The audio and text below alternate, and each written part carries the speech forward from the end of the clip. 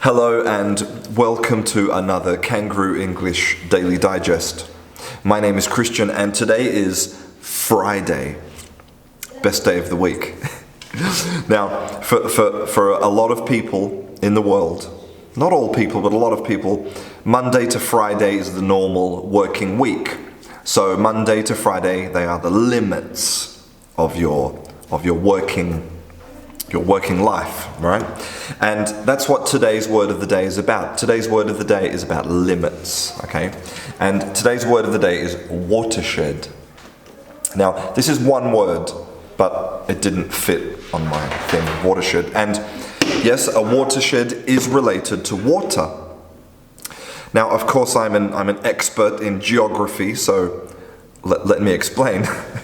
So imagine that you live in a place which is very mountainous, lots of mountains. So you have something like this, right? Here's two mountains together, right? Now imagine when it rains, all of the water that falls here and here will run down and collect maybe in a river or in a lake or something like that, okay? But if there's rain here, water on this side of the mountain will go to a different river or lake. So we could say that this represents one catchment area, right? One specific catchment area. And these limits, so the limit of this mountain here and this mountain here, they are watersheds. Okay? So a watershed is like a type of limit, and we use it as a metaphor to say this is a moment, a line in the sand. You could say, for example, you can use it as an adjective. You can say, this is a watershed moment for the English language. A defining moment.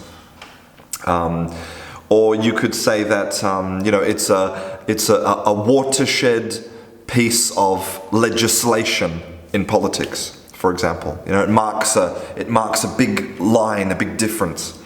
But you can also use it as a noun. For example, in a lot of countries, the television stations, they have a watershed, which is a specific time when they change from family-friendly programming to more adult programming. Not like adult, but like, for example, maybe before 6 o'clock you can show children's television programs and there's no nudity, there's no swearing, there's no drugs or violence. But then after 6 o'clock you can, you can show whatever you want. Boobies. And so that would be called the watershed. So it's adjective and noun because of these. Okay, now the other thing that I wanted to talk about today is I wanted to talk about pronunciation. Right?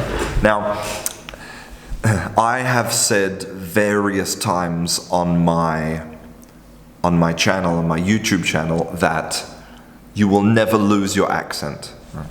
The science tells us that you'll never lose your accent, but obviously you can improve your pronunciation. Absolutely, improve your elocution and your enunciation, right?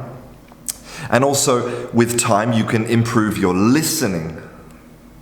And this is a true story. When I moved from Australia to London, English native speaker to London, I had a lot of problems understanding the people.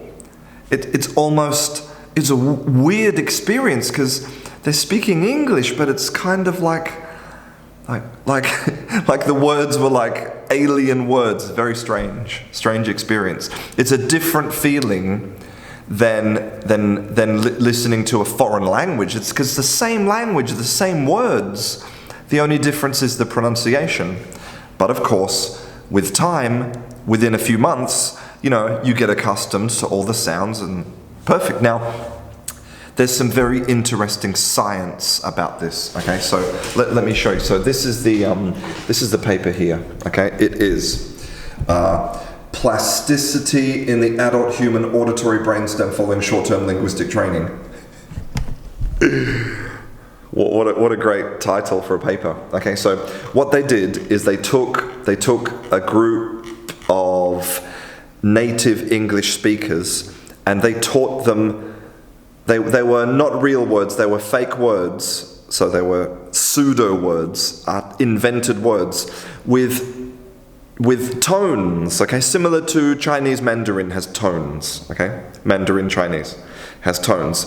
Now here are the three different tones that they taught them. They taught them a gradual rising tone like this, and they taught them a tone like this that went up at the end, and then they taught them a tone that went down and up, okay?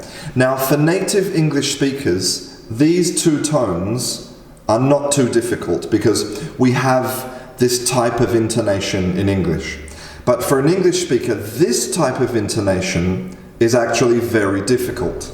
Okay, for an English native speaker to learn to go down to do the, it's just because it's not part of our regular pronunciation. So they trained them, they did some instruction, they taught them how to use tones, and the results are really interesting. Okay, so the black, let me zoom in here. Okay, so the black represents pre-training and the white represents post-training. So you can see the differences between the two, right? The differences between the two for tone 1 and tone 2 more or less. But look at the difference in tone 3 after training, right? A huge difference. So, and they discovered, oh dear, I'm very close. And they discovered that this auditory processing is done in the brain stem at a very basic level, very low level brain operation. And so what they've discovered is that the more foreign a sound is, the more difficult a sound is, the more likely you are to improve your ability to process that sound, which seems ironic, right?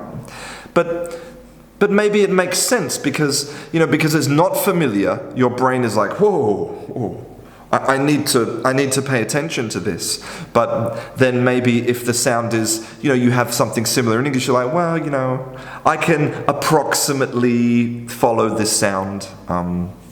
So as a brute theory, right?